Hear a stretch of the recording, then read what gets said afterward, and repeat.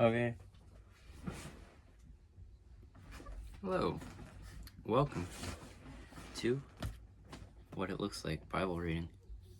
If you guys can see it. I don't know if you can see my Bible.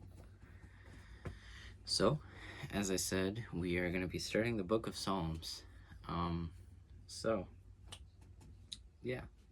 We're going to be starting the book of Psalms, and this might take us a while because there's a lot of chapters in the book of Psalms.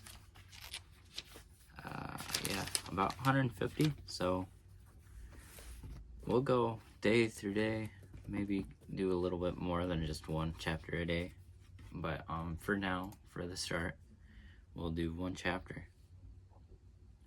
And bear with me because I have the King James Version. If you guys have the English Standard or anything else, comment what version you read below. But I'll keep this on the side for my sake. Let's see. Oops. Just Psalms 1. There it is. Look at that. Yep, Psalms 1 today. So it is only six little verses, but 6 good verses for us to learn and read. So I'm going to bring up the ESV on here.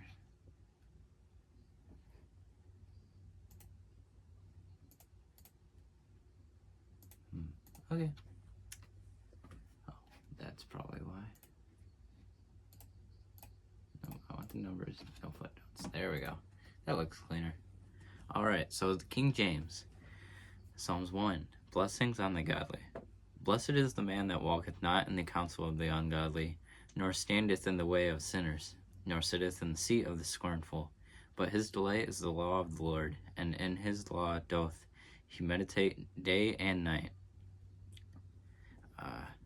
And he shall be like a tree planted by the rivers of waters, that bringeth forth his fruit in his season. His leaf also shall not wither, and whatsoever he doeth shall prosper. The ungodly are not so, but are like the chaff which the wind driveth away. Therefore the ungodly shall not stand in the judgment, nor sinners in the congregation of the righteous. For the Lord knoweth the way of the righteous, but the way of the ungodly shall perish. So that was the King James version of the Psalms 1. I'll read the ESV for you guys who are in the ESV. But whatever version you prefer me to read, which I know the English Standard is pretty standard, straightforward. But I tend to read both just to clarify, because King James sometimes has words that are misunderstanding to me at the time. Well, some are just easy to know, but then some are like, what did they mean by that? So I'll read the ESV, starting with verse 1 again. Blessed is the man who walks not in the counsel of the wicked, nor stands in the way of sinners, nor sits in the seat of scoffers. But his delight is in the law of the Lord, and on his law he meditates day and night. He is like a tree planted by streams of water that yields its fruit in its season, and its leaf does not wither. In all that he does, he prospers. The wicked are not so, but are like chaff that the wind drives away. Therefore the wicked will not stand in the judgment, nor sinners in the congregation of the righteous. For the Lord knows the way of the righteous, but the way of the wicked shall perish. So yeah, this chapter is going through the blessed and the ungodly, basically. The blessed and the wicked. That's how. Well, the blessed and ungodly is the King James, and then ESV says blessed and wicked, which means practically the same thing. So yeah, that was Psalms 1. We'll do Psalms 2 tomorrow, and yeah. Any last minute thoughts for you guys? So there's this quote in here, because my version is Charles Spurgeon's King James Version. So it's Charles Spurgeon. He's a really well-known pastor and minister, and he's one of my favorite guys I like like to read his works. On there's a quote in here on verse 1:1. I'll read that again so you guys know what it meant. Blessed is the man that walketh not in the way the counsel of the ungodly, nor standeth in the way of sinners, or nor sits in the seat of the scornful. So the quote goes, the godly man, however, does not consider first how the world regards on things, but how God looks at it. And that verse is definitely, or not verse, that quote is definitely a hard one to comprehend. But if we look at, like, say I'm looking at this phone, how would God look at this phone? How would he treat this phone? Or like seeing all the creation and what he's done, how would we treat that? How would God treat that? How wouldn't the world treat it?